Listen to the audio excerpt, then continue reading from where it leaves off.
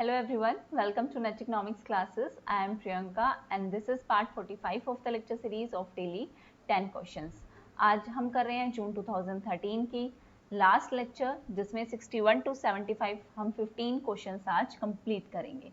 ठीक है, इसके बाद हमारा जून 2013 का पेपर जो है वो कंप्लीट हो जाएगा और हम स्टार्ट करेंगे उसके बाद दिसंबर 2012 का प्रीवियस ईयर. स्टार्ट करते हैं आज के पहले क्वेश्चन से. हमारा फर्स्ट क्वेश्चन क्या है? Intersectoral terms of trade in an economy. एक इकोनॉमी में इंटरसेक्टोरल टर्म ऑफ ट्रेड को क्या कहा जाता है? ऑप्शन क्या है हमारे पास? Ratio of price received and paid by the farmers. B क्या है? Ratio of domestic and international price of farm commodities. Option C क्या है? Terms at which government purchase farm produce. और डी क्या है हमारा? Trade of industrial product in foreign market. इन चारों में से कौन सा ऑप्शन हमारा करेक्ट होगा, समझते हैं इस चीज को. सबसे पहले अगर हम देखें इंटरसेक्टोरल टर्म्स ऑफ ट्रेड को क्या कहा जाता है, ये होता है रेशो किसके बीच में? प्राइस रिसीव्ड कि फार्मर ने कितना प्राइस जो है वो रिसीव किया और अगेंस्ट में प्राइस कितना फार्मर ने पे किया. Price received divided by price paid by the farmers और इनका रेशो कहलाता है intersectoral terms of trade in an economy. चलते हैं हम नेक्स्ट क्वेश्चन पे. नेक्स्ट क्वेश्चन आपको देखने में बहुत हार्ड लग रहा होगा लेकिन सच बताऊं ये सबसे आसान क्वेश्चन होगा इसका. The utility function is given as. हमें यूटिलिटी का फंक्शन दे रखा है एक्स और वाई का. एक्स और वाई हमारे पास दो कमोडिटी है जहां पे यू क्या है हमारी टोटल यूटिलिटी और एक्स और वाई हमारे दो गुड्स हैं जिन्हें हम कंज्यूम कर रहे हैं. बजट कंस्ट्रेंट हमें गिवन है. क्या दे रखा है? P x x p y y. Price of x को एक्स की कमोडिटी हमने कितनी परचेज की उससे multiply plus price of y और वाई की कमोडिटी कितनी परचेज की उससे मल्टीप्लाई. जहां पे पी एक्स पी वाई क्या गिवन है? हमें प्राइस गिवन है एक्स और वाई कमोडिटी के. अब हमें ये बताना है कि मैक्सिमम यूटिलाइजेशन एक कंज्यूमर को, मतलब मैक्सिमम यूटिलिटी एक कंज्यूमर को कब मिलेगी. अगर आप ये बताओ, ये अगर हम अपना डायग्राम बनाएं तो ये बनती है हमारी बजट लाइन. ये हमारी बजट लाइन बनी तो यहाँ पे अगर हम देखें तो मैक्सिमम यूटिलिटी हमें इस पॉइंट पे मिलेगी, है ना. इस पॉइंट पे जब हमें यूटिलिटी मिलेगी तो ये बन जाता है हमारा marginal utility of X. X की मार्जिनल यूटिलिटी और किसकी? Upon marginal utility of Y. Y की मार्जिनल यूटिलिटी किसके इक्वल होगी? Price of x upon price of Y. इन दो के हमारी इक्वल होगी यूटिलिटी. ये हम देखते हैं टू कमोडिटी केस में. हमारा वन कमोडिटी केस भी होता है, पढ़ा होगा आप लोगों ने. अपॉन प्राइस ऑफ वाई बन गया ये हमारा. ठीक है, अब अगर हम देखें तो ऑप्शन तो हमारे वही सही होंगे जहां पे हमारा price of x upon price of y होगा. तो अगर हम इधर देखें तो यहाँ पे ऑप्शन बी और ऑप्शन सी यही दोनों ऑप्शन है ऐसे जहाँ पे price of x upon price of y given है. यहाँ पे हमारा price of y upon x है तो ए भी नहीं आएगा और डी में भी हमारा प्राइस ऑफ वाई ऊपर है तो डी भी नहीं आएगा. अब समझते हैं ये MUX और MUY की जगह हमें ये क्या दे रखा है, इसको समझना है हमें. तो अगर हम इसको समझें तो MUX का मतलब क्या होता है? MUX का मतलब होता है हमारा, हम निकालते हैं derivative of utility function. Derivative of utility function हमने डेरिवेटिव निकाला किसका? यूटिलिटी फंक्शन का. किसके रिस्पेक्ट में हम निकालेंगे? हम निकालेंगे x के रिस्पेक्ट में. हमने x के रिस्पेक्ट में निकाला. ये हो गया हमारा मार्जिनल यूटिलिटी ऑफ x. अब इसके अपॉन में हमें क्या रखना है? Marginal utility of y. अब इसके अपॉन में हम क्या रखेंगे? y की. अगर मार्जिनल यूटिलिटी ऑफ y की निकालें तो derivative of utility function y, derivative of utility function with respect to किसके? y के. y के रिस्पेक्ट में हम करेंगे. y के रिस्पेक्ट में हमने किया तो ये, और इज इक्वल टू हमारा क्या होगा? यही हमारा price of x upon price of y. तो अगर हम यहाँ पे अपने ऑप्शंस देखें तो हमारा कौन सा ऑप्शन जो है वो सही होता है? बी ऑप्शन सही होता है. मार्जिनल यूटिलिटी ऑफ एक्स निकाली divided by marginal utility of y किसके इक्वल होगी? Price of x upon price of y. और वो ही सिचुएशन होगी हमारी मैक्सिमम यूटिलिटी की. और मैक्सिमम यूटिलिटी का पॉइंट क्या होगा? यहाँ पे होगा. तो ये ऑप्शन हमारा बी करेक्ट होता है. ठीक है, चलते हैं हम अपने नेक्स्ट क्वेश्चन पे. वो भी हमारा न्यूमेरिकली बेस्ड है जिसमें हमारा क्या गिवन है? The total cost function and the market demand function of a competitive firm are. हमारा टोटल कॉस्ट फंक्शन कितना गिवन है? ये गिवन है. अब हमारा डिमांड फंक्शन क्या दे रखा है ये, और हमारा कॉस्ट फंक्शन क्या दे रखा है ये। अब हमें अगर निकालना हो तो हमें क्या निकालना है यहाँ पे, प्रॉफिट, क्योंकि हमें निकालना है the level of output at which the profit will be maximised. हमें लेवल ऑफ आउटपुट निकालना है, हमें एक्स की वैल्यू निकालनी है पूरी, जहाँ पे हमारा प्रॉफिट जो है वो मैक्सिमाइज होगा। अगर हम प्रॉफिट देखें तो प्रॉफिट कैसे निकलता है, total revenue minus total cost. अब हमें क्वेश्चन में जो चाहिए वो चाहिए टोटल रिवेन्यू, और उसके साथ क्या चाहिए हमें, टोटल कॉस्ट। आप अपनी एक पेन और नोटबुक लेके बैठ जाओ और साथ साथ इन चीज़ों को नोट करते रहो, ठीक है। Total revenue minus total cost. अब हम अगर क्वेश्चन में देखें, क्वेश्चन में जो हमारा गिवन है टोटल रिवेन्यू अगर हम निकालें तो कैसे निकालेंगे, हमारा एक निकलेगा प्राइस इंटू एक्स की वैल्यू जो भी है। अब प्राइस हमें नहीं पता तो टोटल रिवेन्यू क्या होगा, प्राइस मल्टीप्लाई एक्स की वैल्यू हमें गिवन है ये 12 माइनस पी अपॉन 9, तो हमारा टोटल रिवेन्यू तो आ गया ये। टोटल कॉस्ट हमारी क्या गिवन है, ये वैल्यू गिवन है। यहाँ पे हम रखेंगे अपनी एक्स की वैल्यू, टोटल रिवेन्यू ये है। अब निकालते हैं हम टोटल कॉस्ट की वैल्यू। टोटल कॉस्ट हम कैसे निकालेंगे, ये वाली 1/3 एक्स की वैल्यू को रखेंगे, एक्स की वैल्यू क्या है 12 माइनस पी अपॉन 9 की पावर 3, ठीक है। माइनस का दे रखा है 10x स्क्वायर, 10x स्क्वायर की जगह क्या रखेंगे 12 माइनस पी अपॉन 9 का स्क्वायर, ये हमने किया। उसके बाद क्या दे रखा है 9x दे रखा है, 9x से मल्टीप्लाई करेंगे, x की वैल्यू क्या है 12 माइनस पी अपॉन 9 की पावर 3, और प्लस कितना दे रखा है 1000। ये जो है हमारी टोटल कॉस्ट आ गई। अब जो हमें क्वेश्चन में निकालना है वो क्या निकालना है, हमें निकालना है प्रॉफिट। प्रॉफिट कैसे निकलेगा, total revenue minus total cost. अब हमारा टोटल रिवेन्यू हमने निकाला, टोटल कॉस्ट हमने निकाली। अब अगर देखते हैं टोटल रिवेन्यू हमारा कितना था, P 12 माइनस पी अपॉन 9। अब जो है हम टोटल कॉस्ट को माइनस करेंगे। टोटल कॉस्ट हमने अभी निकाला 1/3, वही हम सारी की सारी इक्वेशन एज इट इज़ यहाँ पे लिख देंगे। हम यहाँ पे वही इक्वेशन लिख रहे हैं जो हमने टोटल कॉस्ट में x की जगह x की वैल्यू रखी और अपनी इक्वेशन बनाई थी, ठीक है। हमने ये इक्वेशन बनाई थी +10 वही करके 12 माइनस पी अपॉन 9 का स्क्वायर माइनस 12 प्लस पी और माइनस का 1000, ये हमने अपनी इक्वेशन जो है वो बनाई थी, ठीक है। अब इसमें से हमें माइनस क्या करनी है, टोटल कॉस्ट करनी है। हमने टोटल कॉस्ट जो है वो माइनस कर दी। एक बार दोबारा इस चीज़ को देखते हैं। हमने जो टोटल कॉस्ट निकाली थी वो क्या निकाली थी, हमारी टोटल कॉस्ट थी ये 1/3 एक्स का, एक्स की वैल्यू रखी 12 माइनस पी अपॉन 9 का क्यूब, फिर माइनस 10x स्क्वायर था, x की वैल्यू रखी 12 माइनस पी अपॉन 9 का स्क्वायर, फिर क्या था 9x था प्लस 9, x की वैल्यू रखी 12 माइनस पी अपॉन 9, फिर क्या था प्लस का 1000। ये हमारी थी टोटल कॉस्ट। अब जो हम निकाल रहे हैं वो निकाल रहे हैं प्रॉफिट। प्रॉफिट कैसे निकालेंगे, टोटल रिवेन्यू में से टोटल कॉस्ट को माइनस करके। अब टोटल रिवेन्यू में से टोटल कॉस्ट माइनस किया तो क्या वैल्यू बनेगी, पहले हमने लिखा टोटल रिवेन्यू। टोटल रिवेन्यू हमने कितना था P 12 माइनस पी अपॉन 9, ठीक है। ये हमारा था टोटल रिवेन्यू। हमने इसमें से क्या माइनस किया है, टोटल कॉस्ट को माइनस किया है। अब यहाँ पे जो माइनस होगी वो हमारी टोटल कॉस्ट होगी। अब अंदर जो है वो साइन चेंज होंगे, जो प्लस थे वो माइनस हो जाएंगे, जो माइनस थे वो प्लस हो जाएंगे। इतना तो आप लोगों को पता ही होगा शायद। सो अंदर हमने माइनस किया टोटल कॉस्ट। अब हम माइनस करते हैं टोटल रिवेन्यू में से टोटल कॉस्ट को, तो हमारी इक्वेशन जो है वो ये बनेगी -1/3 12 माइनस पी अपॉन 9 की पावर 3 प्लस हमारा 10 12 माइनस पी का स्क्वायर अपॉन 9 और माइनस का 12 प्लस पी और माइनस का 1000। हमने कुछ नहीं किया है, हमने सिर्फ टोटल रिवेन्यू में से टोटल कॉस्ट को माइनस किया है, इतना किया है हमने, ठीक है। टोटल रिवेन्यू कितना था P 12 माइनस पी अपॉन 9 ये, और माइनस की है उसमें से टोटल कॉस्ट की वैल्यू। कॉस्ट फंक्शन हमें गिवन है 1/3 एक्स की cube minus 10x square plus 9x plus 1000।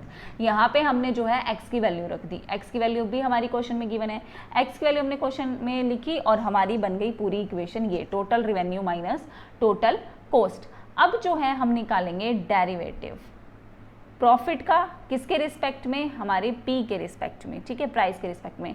वो हमने माना है कि 0 के इक्वल है, मतलब अब जो ये इक्वेशन है उसका हम डेरिवेटिव निकालेंगे और उस पूरे डेरिवेशन का हम क्या करेंगे, उसको 0 के इक्वल रखेंगे। अब जब हमारा मैक्सिमम प्रॉफिट की सिचुएशन यही आएगी जब हमारा डेरिवेटिव प्रॉफिट और पी का, प्राइस का 0 के इक्वल होगा, तो हम मैक्सिमम प्रॉफिट जो है वो अर्न करेंगे।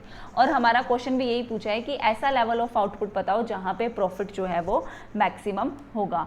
अब जो हम डेरिवेटिव निकालेंगे वो निकालेंगे derivative of profit upon derivative of price. Derivative कैसे निकलेगा, ये यहाँ पे क्वेश्चन इंपॉर्टेंट बनता है कि आपको डेरिवेटिव निकालना आता है या नहीं आता। डेरिवेटिव निकालना ही इंपॉर्टेंट होता है, ठीक है।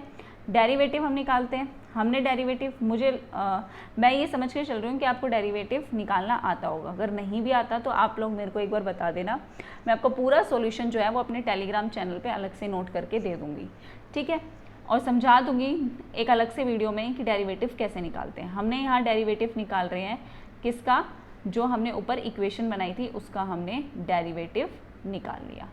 डेरिवेटिव निकालने के बाद, डेरिवेटिव निकल गया उसके बाद तो इक्वेशन हमारी आसान सी बन जाएगी, उसको सॉल्व करना है, ये आपका डेरिवेटिव निकलेगा, ठीक है। इसका आप एक स्क्रीनशॉट ले लो कि आपको इक्वेशन का total revenue minus total cost का जो इक्वेशन हमारी बनी उसका डेरिवेटिव निकालना है और डेरिवेटिव निकल के आपका ये जो है ये इक्वेशन आपकी फाइनल इक्वेशन बनेगी, ठीक है। इसके बाद आपको इसका लेना है एलसीएम।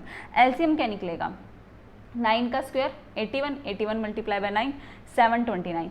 तो इस पूरी इक्वेशन का जो एलसीएम निकलेगा वो कितना निकलेगा, 729 निकलेगा। निकालते हैं, देखो 729 तो बन गया हमारे एलसीएम। उसके बाद हमने जो उस डेरिवेटिव है उससे एलसीएम की वैल्यू निकाल दी, 12 minus 2p plus 12 minus p का एलसीएम ले रहे हैं बस हम यहाँ पे, और कुछ नहीं कर रहे, माइनस 9/20 ब्रैकेट में 12 माइनस p और प्लस का 729, ये हमारी वैल्यू निकलेगी, ये सब अपोन में है, ठीक है। 729 एलसीएम है, ये हमारी एक इसका स्क्रीनशॉट ले लो कि आपने उस इक्वेशन का क्या निकाला है, एलसीएम निकाला है, तो एलसीएम निकलेगा ये। अब इस एलसीएम को हम करेंगे सॉल्व। ये क्वेश्चन थोड़ा बड़ा होता है पेपर में, इसलिए कई बार बच्चे छोड़ भी देते हैं। इसको अगर हम सॉल्व करेंगे तो हमारी बनेगी ये वैल्यू, ठीक है। फिर हमने एलसीएम को पूरा सॉल्व कर लिया, एलसीएम को पूरा सॉल्व करने के बाद हमारी ये इक्वेशन बन गई और इन सब के एलसीएम के नीचे कितना है, 729। इसका भी आप एक स्क्रीनशॉट ले लो ताकि जब आप खुद सॉल्व करोगे तो आपको और ज़्यादा समझ में आएगा। अब हमने इस पूरी इक्वेशन को सॉल्व करना है, 972, 2160 और 729, इसको हम करेंगे तो आ जाएगा माइनस का 315, ठीक है। उसके बाद हम p की वैल्यू लेते हैं, यहाँ पे क्या है, माइनस का 162, माइनस का 24p और प्लस का 180p, इसको सॉल्व करेंगे और फिर हमारी जो बचेगी कांस्टेंट वैल्यू p स्क्वायर, हमारी बची सिर्फ p स्क्वायर इसकी, ठीक है। अगर हम देखें तो हमारा p स्क्वायर जो है वो बचेगा अकेला, तो p स्क्वायर माइनस का 6p और बचेगा माइनस का 315 और इसके एलसीएम में क्या है, 729 है, ठीक है। अब हमने जो ये डेरिवेटिव लिया था वो किसके इक्वल रखा था, 0 के इक्वल, तो p square minus 6p minus का 315 अपॉन 729, ये हमारी लास्ट इक्वेशन बचेगी जो किसके इक्वल है, 0 के इक्वल। 0 के इक्वल है, क्रॉस मल्टीप्लाई करेंगे, 729 को 0 से करेंगे 0 आ जाएगा, तो हमारी जो इक्वेशन बचेगी वो कितनी बचेगी, p square minus 6p minus का 315 और किसके इक्वल, 0 के इक्वल, ठीक है। अब जो है हमें दो वैल्यू निकालनी है, हमारी दो वैल्यू यहाँ पे क्या निकलेगी समझ लेते हैं, p स्क्वायर माइनस क्या 315 का क्या निकलेगा, 21 और 15, माइनस का 21 और प्लस का 15, तो माइनस का 21 और प्लस का 15p माइनस का 315 और ये किसके इक्वल, 0 के इक्वल। यहाँ पे जो अब हमारी इसको सॉल्व करके वैल्यू निकलेगी वो निकलेगी या तो 21 और दूसरी निकलेगी हमारी माइनस का 15, ये दो वैल्यू हमारी निकलेगी। अब हमारी वैल्यू जो है वो निकल चुकी है। क्या p की वैल्यू या तो 21 रखेंगे या फिर हम p की वैल्यू रखेंगे माइनस का 15। अगर हम सबसे पहले रखते हैं p की वैल्यू 21, तो हम x में लिखेंगे, x का क्या था हमारा, x is equal to 12 minus p upon 9 ये था, तो 12 माइनस पी अपॉन 9, इसको सोल्व किया तो आ गया माइनस का 1। ठीक है, अब जो है हम दूसरी रखेंगे माइनस की 15, क्योंकि माइनस तो हमारा परमिसेबल वैल्यू नहीं है। अब हमने रखी p की वैल्यू माइनस की 15, p की वैल्यू माइनस की 15 रखेंगे x वाली इक्वेशन में, 12 माइनस पी अपॉन 9 में, तो हमने रखी 12 माइनस p की वैल्यू कितनी है, माइनस की 15 अपॉन 9, और किसके इक्वल आ जाएगा ये, 3 के इक्वल। तो अब हमारी जो x की वैल्यू निकली है 3, और वो हमारी क्या होगी, परमिसेबल वैल्यू होगी। तो अगर हम अपने क्वेश्चन में देखें तो हमें क्वेश्चन में क्या पूछा गया है, the level of output at which the profit will be maximum is 3, तो आंसर जो है वो हमारा 3 बिल्कुल सही होगा। अब हम चलते हैं अपने नेक्स्ट क्वेश्चन पे। नेक्स्ट क्वेश्चन क्या गिवन है, the input output model which has endogenous final demand vector is known as, जिसका फाइनल डिमांड वेक्टर क्या हो, एंडोजीनियस हो। दो तरीके का होता है, एंडोजीनियस और एक्सोजीनियस। यहाँ पे हमें एंडोजीनियस का पूछा है तो हमें बताना है ओपन इनपुट आउटपुट मॉडल होगा हमारा, क्लोज्ड इनपुट आउटपुट मॉडल होगा, स्टैटिक इनपुट आउटपुट मॉडल होगा, या फिर डायनामिक इनपुट आउटपुट मॉडल होगा। कैसा हमारा मॉडल बनेगा, समझते हैं इस क्वेश्चन को हम एक्सप्लेनेशन से।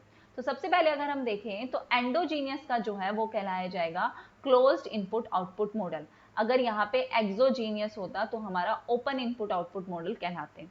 तो अब समझते हैं, if the exogenous sector of open input output model is absorbed into a system, अगर हमारा एक्सोजीनियस सेक्टर किसी ओपन इनपुट आउटपुट मॉडल में एब्जॉर्ब्ड हो जाता है, किसी सिस्टम में पूरा एब्जॉर्ब्ड हो जाता है, जैसे कि एक इंडस्ट्री दूसरी इंडस्ट्री में, सो वो मॉडल कहलाई जाती है हमारा क्लोज्ड वन, मतलब क्लोज्ड इनपुट आउटपुट मॉडल कहलाया जाएगा।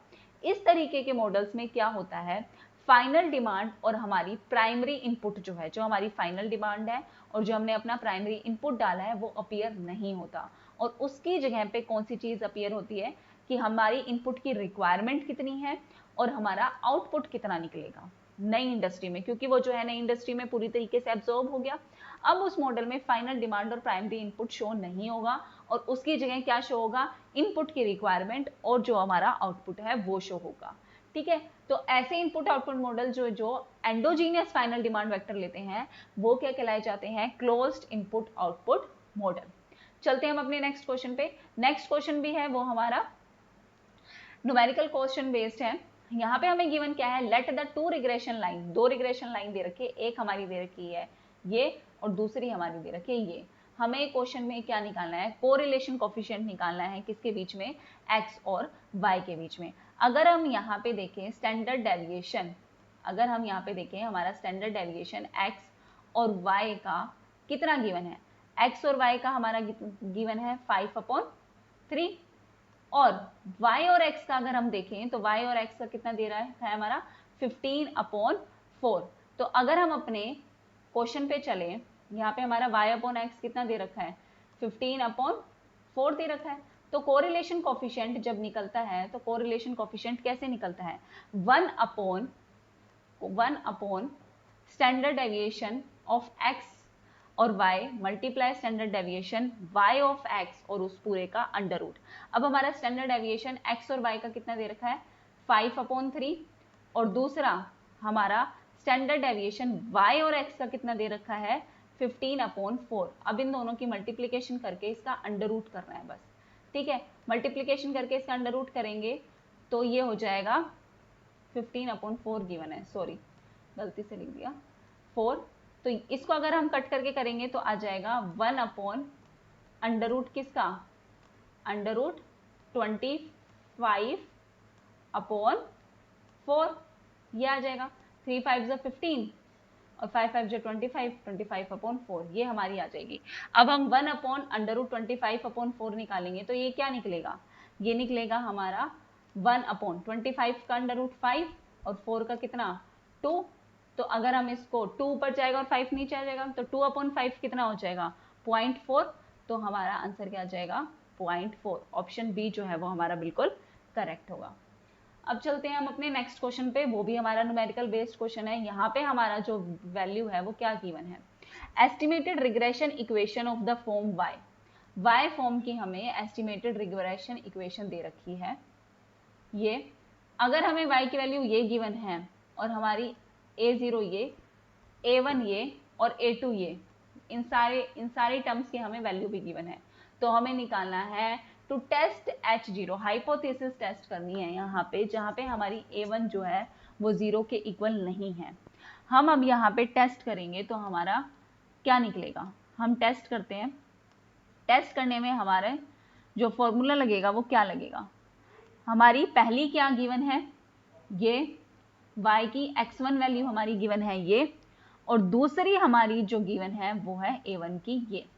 ठीक है, x1 1/1.79 डिवाइडेड बाय किससे करनी है, a1 की जो वैल्यू, a1 की वैल्यू कितनी है हमारी 0.41, इसको हमने डिवाइड किया तो हमारे आ जाएगी टेस्ट स्टेटिस्टिक। हमें इसकी जो है वैल्यू हमारी, इसको डिवाइड करके हमारा कितना आ जाएगा 4.36 समथिंग आ जाएगा, 4.3658 करके कुछ आ जाएगा। तो हमारा करेक्ट आंसर यहाँ पे क्या होगा 4.36। अब जो ये है हमारी T0, इसका जो फॉर्मूला बेसिक वो कैसा बनता है, वो कैसा दिखता है, ये होता है हमारी A, जिसकी हम यहाँ पे पावर ले रहे हैं, और इसके ये हम एक बार समझ लेते हैं, SE स्टैंडर्ड इक्वेशन हमारी, और इसका क्या है, हमने कौन सी वाली ली है, A1 वाली ली है, वो लिख देंगे हम। ठीक है, ये हमारा बन जाएगा इसका फॉर्मूला। बस आपको ये ध्यान रखना है कि आपसे पूछा क्या गया है, उसके अकॉर्डिंग ही ये फॉर्मूला बन जाता है। ठीक है, चलते हैं हम अपने नेक्स्ट क्वेश्चन पे। नेक्स्ट क्वेश्चन हमारा कॉप डगलस प्रोडक्शन फंक्शन पे है, जो मैं आपको पहले भी बता चुकी हूँ, लेकिन फिर भी समझते हैं। हमारी क्या गिवन है, कॉप डगलस प्रोडक्शन फंक्शन हमारा ये गिवन है। ठीक है, हमें इन दोनों लिस्ट को मैच करना है। इंक्रीजिंग रिटर्न टू स्केल कौन सा होता है, डिक्रीजिंग रिटर्न टू स्केल कौन सा होता है, कांस्टेंट रिटर्न टू स्केल कौन सा होता है, और डिमिनिशिंग रिटर्न टू फैक्टर कौन सा होता है। अब जो ये हमारी इक्वेशन गिवन है, हम इसको 1 बाय 1 समझते हैं कि यहाँ पे y का मतलब, अल्फा का मतलब, बीटा का मतलब, k का मतलब क्या होता है। यहाँ पे अगर हम y देखें तो y कहलाई जाती है टोटल प्रोडक्शन, मतलब रियल वैल्यू गुड्स की जो एक साल में प्रोड्यूस हुई है। L जो है वो कहलाया जाता है लेबर इनपुट, मतलब टोटल नंबर ऑफ पर्सन्स ने कितने घंटे काम किया है एक साल में। K जो होती है वो हमारी होती है कैपिटल इनपुट, मतलब इसमें हम मशीनरी, इक्विपमेंट, बिल्डिंग, कैपिटल की वैल्यू, और जो हमने इनपुट वाला जो भी हमने इनपुट डाले हैं इसमें, उनको डिवाइड कर देंगे कैपिटल के प्राइस से। ठीक है, ए क्या कहलाया जाता है हमारा टोटल फैक्टर प्रोडक्टिविटी, और अल्फा और बीटा जो हमारे गिवन होते हैं वो होते हैं हमारी आउटपुट इलास्टिसिटीज, किसकी, कैपिटल की और लेबर की। और ये वैल्यूज जो हैं वो कांस्टेंट होती हैं किसके, जो हमारी टेक्नोलॉजी अवेलेबल है। अगर हम यहाँ पे देखें इस चीज को कि कब कब कौन सी चीजें आएंगी, इंक्रीजिंग रिटर्न टू स्केल कब होगा, डिक्रीजिंग रिटर्न टू स्केल कब होगा, तो उसमें क्या है, sometimes the term has more restricted meaning requiring that the function display constant return to scale, मतलब meaning that doubling the usage of capital and labor will also double output। Constant return to scale यहाँ पे क्या होगा कि हम जब capital और labour को डबल कर रहे हैं, उनको ज्यादा यूज कर रहे हैं, तो हमारा आउटपुट भी जो होगा वो ज्यादा होगा। कांस्टेंट रिटर्न टू स्केल में हमारे अल्फा और बीटा का समीशन किसके इक्वल आएगा, 1 के इक्वल आएगा। अगर हमारा अल्फा और बीटा लेस देन 1 है तो मतलब क्या शो कर रहा है, ये डिक्रीजिंग रिटर्न टू स्केल, और अगर हमारा अल्फा और बीटा ग्रेटर देन 1 है तो वो शो कर रहा है हमारा increasing return to scale.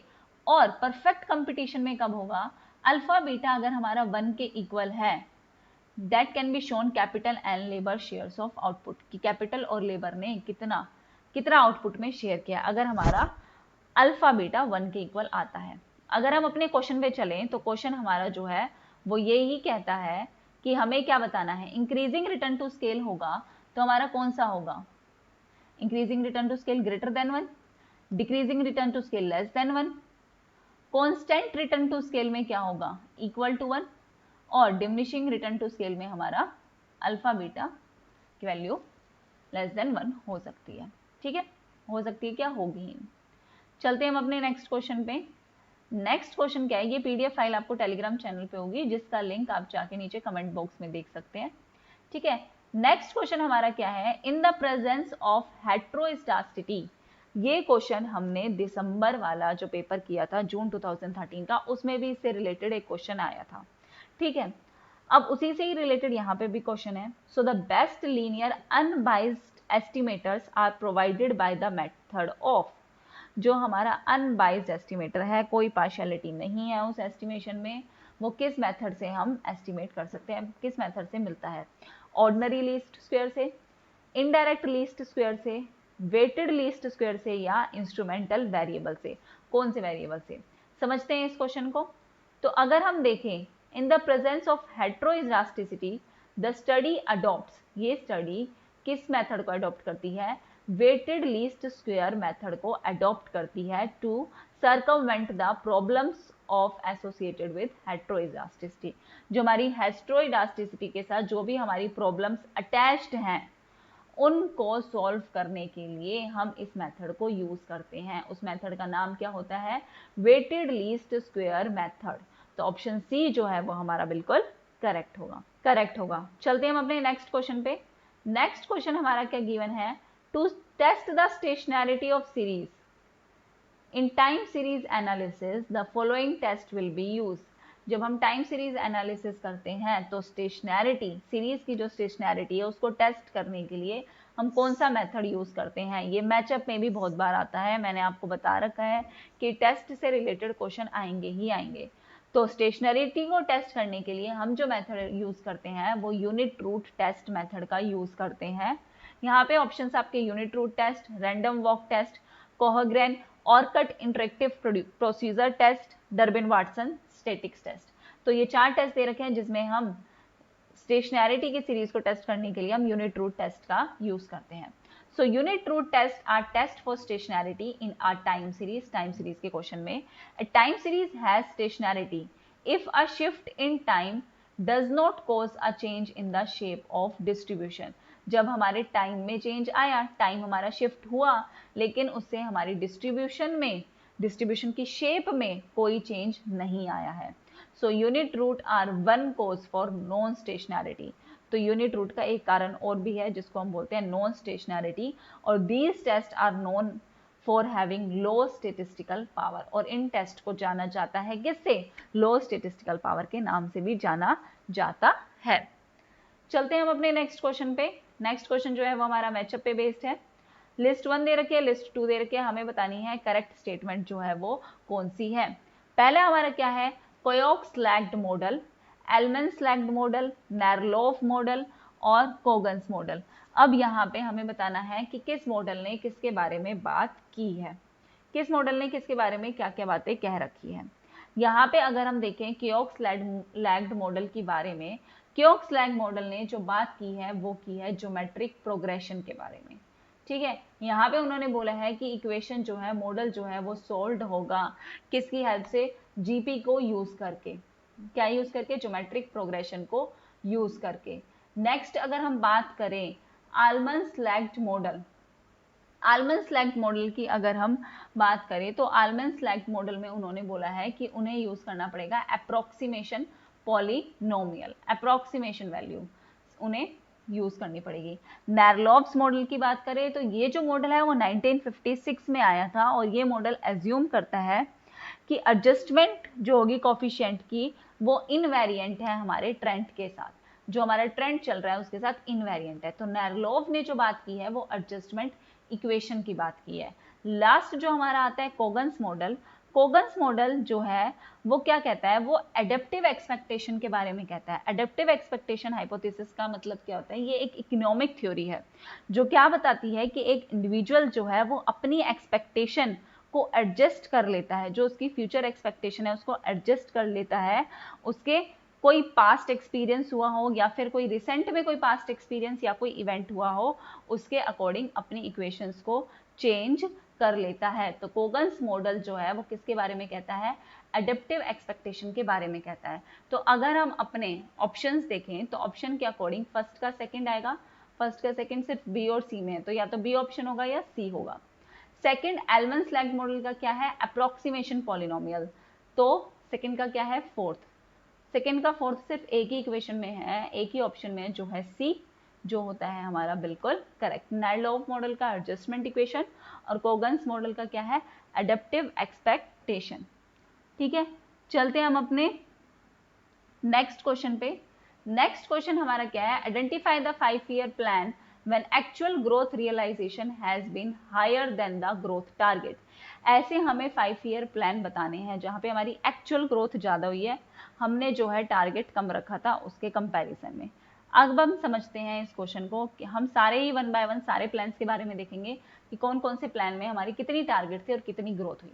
5th plan की अगर हम बात करें तो हमारी टारगेट था कि हमें 4.4 की ग्रोथ करनी है, हमारी एक्चुअल कितनी हुई, 4.8 हुई, ज्यादा हुई। नेक्स्ट अगर हम बात करें नेक्स्ट की, तो टारगेट ग्रोथ हमने मानी थी 5 और हमारी एक्चुअल ग्रोथ कितनी हुई है, 6%। 6% हुई है 7th प्लान में। ठीक है, ये हमारा जो है वो 7th प्लान गिवन है।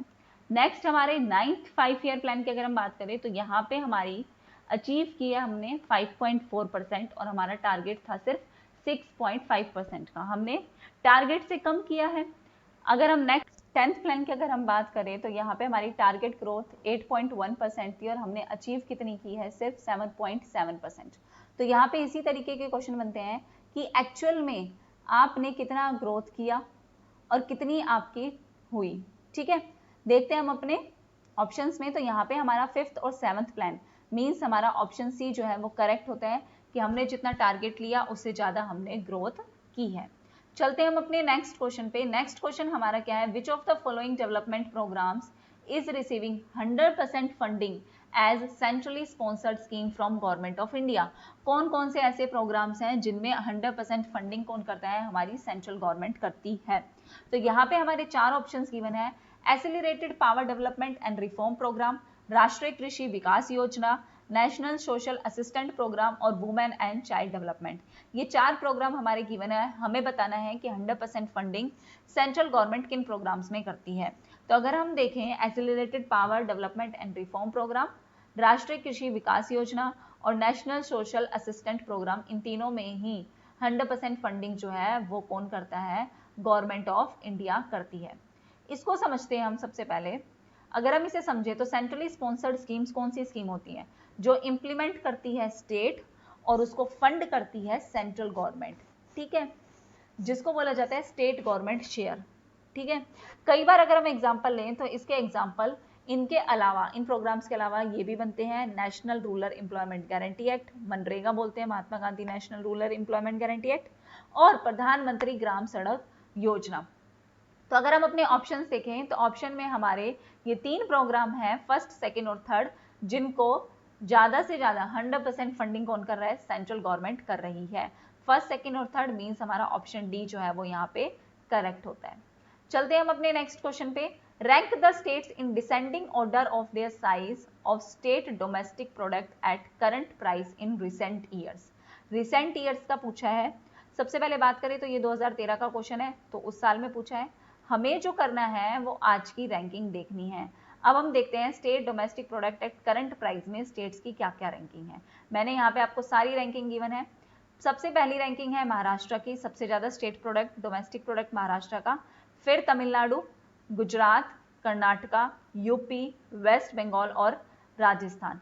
तो आप इसका एक स्क्रीनशॉट ले लो या इसको कहीं लिख लो, क्योंकि हमेशा मेनली जो है इन्हीं स्टेट्स में से क्वेश्चन पूछे जाते हैं। या तो बोलेगा इसे असेंडिंग में बनाओ या बोल देंगे इसे डिसेंडिंग में कर दो। तो आपको रैंकिंग पता होनी चाहिए कि 1 से 7 तक किन किन स्टेट्स की क्या रैंकिंग है। अगर आपको रैंकिंग थोड़ी बहुत याद भी रहेगी, मैं ये नहीं कह रही रट लो, बस इसको एक बार पढ़ लेना पेपर में जाने से पहले, ताकि आपको रिमाइंड रहे। अब आपको असेंडिंग में पूछ ले, डिसेंडिंग में पूछ ले, कैसे भी पूछ ले, स्टेट्स जो है वो मेनली यही पूछी जाती है, टॉप 7। ठीक है, चलते हैं हम अपने नेक्स्ट क्वेश्चन पे। नेक्स्ट क्वेश्चन हमारा क्या है, which has been the share of food, beverages and tobacco in private final consumption expenditure in India recent year. इनका क्या शेयर है हमारे प्राइवेट फाइनल कंजम्पशन एक्सपेंडिचर में रिसेंट ईयर्स में जो हो रहा है। रिसेंट ईयर मतलब 2013। ये जो आपका क्वेश्चन है 2013 का है, तो 33% था उस वक्त प्राइवेट फाइनल कंजम्पशन एक्सपेंडिचर, किसमें, फूड, बेवरेजेस और टोबैको में। लेकिन अगर हम बात करें करंट ईयर की, तो करंट ईयर में the growth rate of expenditure on food, beverages and tobacco is lower than that of total private final consumption. Growth rate जो है वो कम हुआ है। देखिए अगर हम 4-5 में 2004-5 में 40% था और 11-12 में आते आते 31.2% हो गया है। ये आपका जो है वो करंट डाटा है। प्राइवेट फाइनल कंजम्पशन एक्सपेंडिचर जो है हमारी जीडीपी का 3/5 पार्ट, जीडीपी एट एमपी का 3/5 पार्ट जो है वो कवर करता है। ठीक है, अगर आपका करंट आएगा तो आपको ये बताना है 31.2%। चलते हैं आज के लास्ट क्वेश्चन में। Find out the incorrect statement from the following statements. आपको इन चारों में से बतानी है इनकरेक्ट स्टेटमेंट कौन सी है। पहली क्या है, saving credits and insurance are a part of micro finance. ये तीनों माइक्रो फाइनेंस के पार्ट हैं। Share of agriculture in GDP has come down to below 11% in India recently. 11% से भी कम हो गया हमारा एग्रीकल्चर का शेयर जीडीपी में। तीसरा क्या है, CSO सेंट्रल स्टेटिस्टिकल ऑर्गेनाइजेशन ने हमारा कंज्यूमर प्राइस इंडेक्स रिवाइज करके नया बेस ईयर इन्होंने 2011 लिया, 100 लिया है। ठीक है, पॉवर्टी एस्टिमेशन जो इंडिया में है वो NSSO के द्वारा की जाती है। तो ये बात तो बिल्कुल सही है, poverty estimation national sample survey organisation के द्वारा की जाती है। फोर्थ तो हमारा बिल्कुल सही है। पहला अगर हम देखें तो सेविंग क्रेडिट और इंश्योरेंस भी माइक्रो फाइनेंस के पार्ट हैं। अब जो ये बनता है वो सेकंड और थर्ड बनता है क्योंकि ये करंट अफेयर का है। अब हमें क्या पता है एग्रीकल्चर में कितना शेयर है, तो देखते हैं इस चीज को, समझते हैं। एज पर 2018 एग्रीकल्चर जो है 50% से ज्यादा इंप्लॉयमेंट दे रहा है और 17 to 18% जीडीपी में कंट्रीब्यूशन कर रहा है। एग्रीकल्चर और उसके एलीट सेक्टर्स 15.4% कर रहे हैं 2016 में और वर्क फोर्स थी उनकी 31% 2014 में। करंट अगर हम देखें 2018 के according more than 50% Indian work force employed agriculture में और कंट्रीब्यूशन 17 to 18% कर रही है। हमें क्वेश्चन में क्या गिवन है, 10% से भी कम, तो इक्वेशन हमारी गलत हुई। तीसरा, जो CSO है उसने अपना कंज्यूमर प्राइस इंडेक्स का बेस ईयर जो है वो 2010 से चेंज करके 2012 किया है, जबकि हमारा क्वेश्चन में क्या है 2011, तो ये भी हमारी इक्वेशन जो है वो गलत है। तो हमारी सेकेंड और थर्ड इक्वेशन जो है वो यहाँ पे गलत होती है। 11% नहीं है, 17 to 18% है, 2011 नहीं है, 2012 है। सेकेंड थर्ड इक्वेशन हमारी गलत होगी, तो इसका मतलब हमारा ऑप्शन डी जो है वो इनकरेक्ट स्टेटमेंट है। Thank you very much. अगर आपको हेल्पफुल लगे तो लाइक शेयर और सब्सक्राइब करना बिल्कुल मत भूलना। अपना ध्यान रखना, घर में रहना और खुश रहना, हमेशा कोरोना से बच के रहना। ठीक है, ऐसा मत सोचना कि ये सिचुएशन है कौन पढ़ेगा क्या करे, पेपर पता नहीं होंगे नहीं होंगे। मैं ये चाहती हूँ आपका ध्यान जो रहे वो एग्जाम में ही रहे। ठीक है, बिल्कुल ये मत सोचना कि पेपर हो रहे हैं नहीं हो रहे, क्यों पढ़ूं, नहीं। अगर आप, इंसान इस वक्त में वही जीतेगा जो अभी भी मेहनत कर रहा है लगातार। लीनियंट हो जाओगे कि छोड़ो जब पेपर आएंगे तब पढ़ेंगे, तो नहीं होगा। साथ साथ अपने नोट्स प्रिपेयर करो, साथ साथ वीडियोस को देखो, साथ साथ प्रीवियस ईयर क्वेश्चन करो, साथ साथ अपनी जो बेसिक्स है उनको स्ट्रॉन्ग करने की कोशिश करो, तभी आप ये समझना कि आपका JRF निकल जाएगा। ठीक है, इस टाइम को भी लीनियंट ले लिया तो मुझे नहीं लगता कि जिंदगी में इससे ज्यादा टाइम कभी किसी को मिल सकता है। ठीक है, हालांकि मैं भी वर्किंग हूँ, काम मैं भी करती हूँ, आप भी करते होंगे, लेकिन तब भी आपके पास बहुत टाइम होता है अपनी पढ़ाई के लिए भी।